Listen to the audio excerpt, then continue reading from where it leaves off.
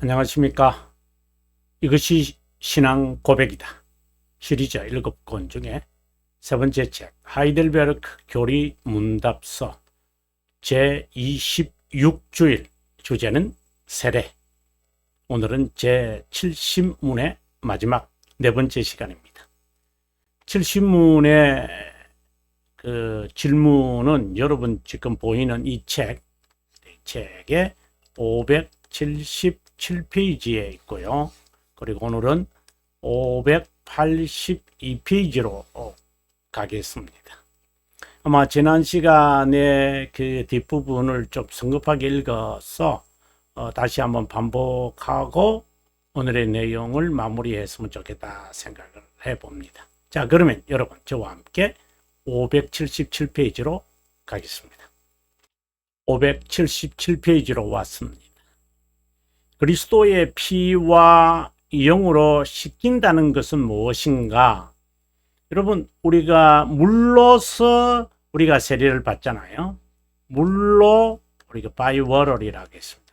물로 세례를 받는데 이것에 표징된 것은 피와 영이다라고 합니다.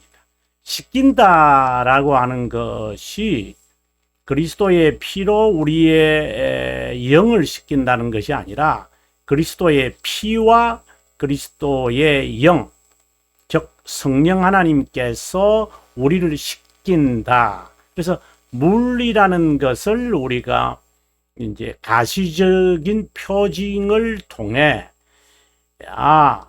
물로 우리가 세례를 받지만 그것은 그리스도의 피와 그리고 성령 하나님께서 씻는 의미를 담고 있구나. 이렇게 우리가 수용하게 되죠. 자, 한번 우리의 고백의 답변을 듣도록 하겠습니다.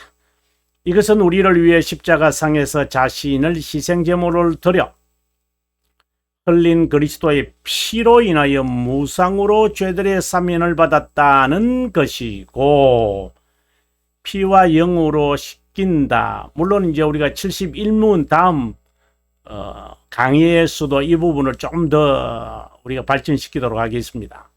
성령 하나님으로 갱생되고 거룩하다고 여겨지는 것, 흠없이 거룩하게 살아가게끔 한다. 그래서 좀 정리해 보면 이것은 칭의를 의미하는 것이고 이것은 성화, 저는 거룩함이라는 이 단어로 제가 표현을 합니다만은 또 이것을 좀 더 어렵다 여김, 이런 것이 조금 더 한자 보다는 조금 더 풀어서는 게 좀 더 옳지 않겠나 혼자 생각을 해보며 제안을 해봅니다. 그래서 물과 성령으로 씻는다라는 뜻을 표징된 것을 의미하는데 그 표징된 것의 또 의미는 뭐냐? 바로 죄들의 사면이라는 것과 거룩하고 흠없는 삶을 살라고 하는 것에 의미가 있다. 이렇게 다시 한 번 더 깊은 이제 표징된 것에 대한 설명이 있었다라고 봅니다. 자, 그러면 여러분 저와 함께 582페이지로 가겠습니다. 벌써 왔습니다. 우리가 지난 시간에 이 부분을 좀 읽었다고 여겨지는데 그래서 아마 이 부분부터 우리가 공부를 해야 된다고 보지만 좀 설명이 조금 부족한 부분이 있는 것 같아서 다시 이 부분부터 우리가 공부하도록 하겠습니다. 우리가 동그라미 2에 대한 거죠. 성령 하나님께서 우리를 갱생하시고 거룩하고 흠 없는 삶을 살게 한다. 그 의미를 좀 더 밝혀보도록 하겠습니다. 성령 하나님께서 우리를 갱생시키는, 갱생이라는 이 단어가 영어에는 renew라고 하는 단어입니다. 새롭게 태어나다, 새로움이다 라고 하는 것이죠. 선택된 자가 그리스도의 지체로서 거룩함을 이루는 것이다. 왜 하나님이 우리를 리뉴하는 것인가? 리뉴라는 게 그 영어에서 보면은 우리가 여권이라든지 아니면은 그 아이디 카드, 그러니까 주민등록증이라든지 이런 것이 이제 expiration, 그 이제 만료가 되면은 다시 이제 reissue 하잖아요. 그리고 다시 이제 재발급, 우리말로는 재발급 해야 되는데 재발급 하잖아요. 그러면 다시 또 시작하는 그런 것이거든요. 그러면 성령 하나님께서 우리를 갱생 다시 이것을 하는 것은 무엇인가? 그래서 우리가 이 중생이라는 의미를 포함하고 있는데 조금 차이는 있죠. 그래서 저는 이것을 뭐라고 말하느냐 하면 중생의 경험이다, 이렇게 말을 하는 거죠. 중생의 경험이라는 것은 생명에 이르는 회개와 이제 성격을 같이 하거든요. 이게 이제 우리가 웨스트민스터 신앙고백서 15장에 그 나오는 내용이잖아요. 네, 이제 그것처럼 이거는 시는 아니고 이제 관로였습니다. 15장에 생명에 이르는 회개 또는 이제 그 대교리 문답 76문, 우리 대교리 문답, 네, 대교리 문답 76문 이 부분에도 이제 이 부분에 대해 설명을 하잖아요. 이런 것을 어떻게 본다면 중생의 경험이다. 그러면 중생은 하나님께서 우리를 갱생하는 영혼에서 일어난 거니까, 그렇죠? 이거는 영혼에서 일어난 것이잖아요. 그래서 하나님의 형상의 회복이다. 그럼 지금 갱생시키는 목적도 거룩함이고 하나님의 형상을 회복하여 시간에서 평생 거룩함을 이루는 것이 중생의 목적이다. 중생의 목적이라는 것은 또 다른 말로 굳이 이제 우리 거슬러 가면은 선택의 목적이잖아요. 선택의 목적이거든요.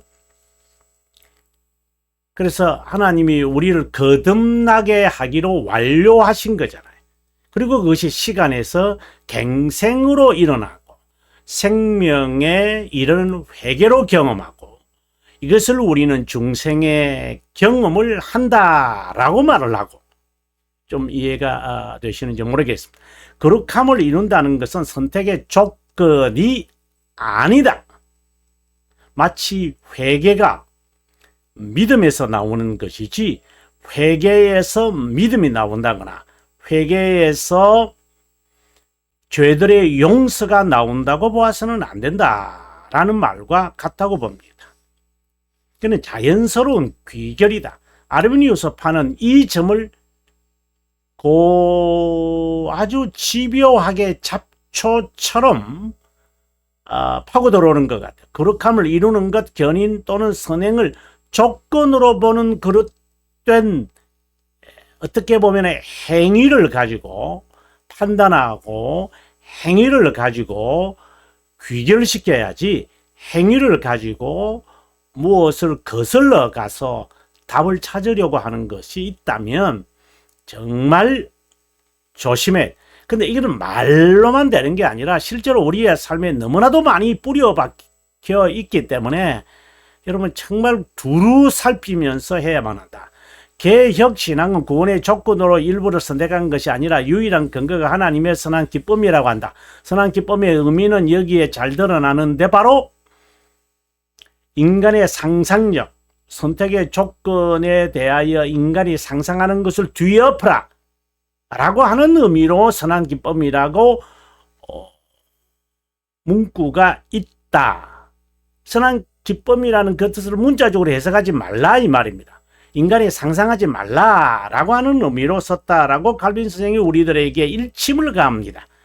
자연스럽게 거룩함을 이루는 것을 우리는 순종이라고 합니다. 거룩함을 이루는 것, 견인, 겸손 등은 죄 죽이기로서 죄에 대하여 점차 죽는 것을 의미한다. 자, 중생의 목적은 하나님의 형상의 회복으로 거룩한 삶이고, 중생의 중생의 경험은 바로 거룩한 삶을 사는 거룩한 삶의 이제 인식적으로 볼 때는 시작점이다. 이렇게 여겨지고, 그 다음에 거룩한 삶을 이루는 것이라고 하는 것은 성화 또는 성화라는 것은 어떻게 보면 신분을 말하잖아요. 그리고 실제로 이것을 이루어가는 것을 우리는 견인이라고 그러죠. 예. 성령 하나님은 수동적 언어로서 선택된 자에게 믿음을 주셔서 중생의 경험을 하는 것, 바로 갱생하는 것, 믿음을 선물로 받는 것, 그리고 생명에 이르는 회개를 하는 것, 다 같은 것을 다른 측면에서 말하는 것이다. 이렇게 받아들이면 좋겠습니다.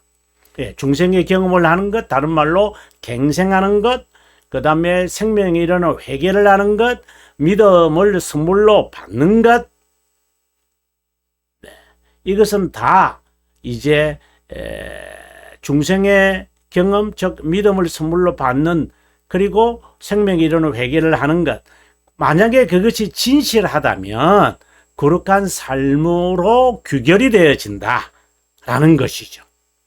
그래서 거룩한 삶을 사는 자라고 칭하는 것, 하나님과의 관계가 연결되었다는 것, 성화, 거룩함. 그 다음에 거룩한 삶을 사는 것의 현장은 견인의 삶이라고 부르는 것. 여기에 필요한 수단이 있다면 참된 회개라는 것. 하이델베르그 88문에 있는 설명을 보면 좋죠. 선물을 받은 자, 믿음을 가진 자, 그리스도인의 표지는 이런 다 같은 이제 내용을 이제 다른 측면에서 말하는 것이라고 보면 좋겠습니다. 자, 죄를 피하고 션이라고 그러죠. 션 이블, 의를 따르고 참 하나님과 이웃을 사랑하고 육체의 일들과 육체를 십자가에 못 박는 거다. 예, 여기까지 설명을 한 것 같고요. 세례는 그러면 단번이다. 한 번으로 중생이 단번인 것처럼 단번이다. 근데 이 6가지 실행은 평생이기 때문에 6가지 지침을 이제 밝히도록 하겠다라고 하며 숙제를 제가 남겨놓은 것 같아요. 먼저 세례의 성격과 그리스도의 제적 목적을 진지하게 감사하고 숙고하면서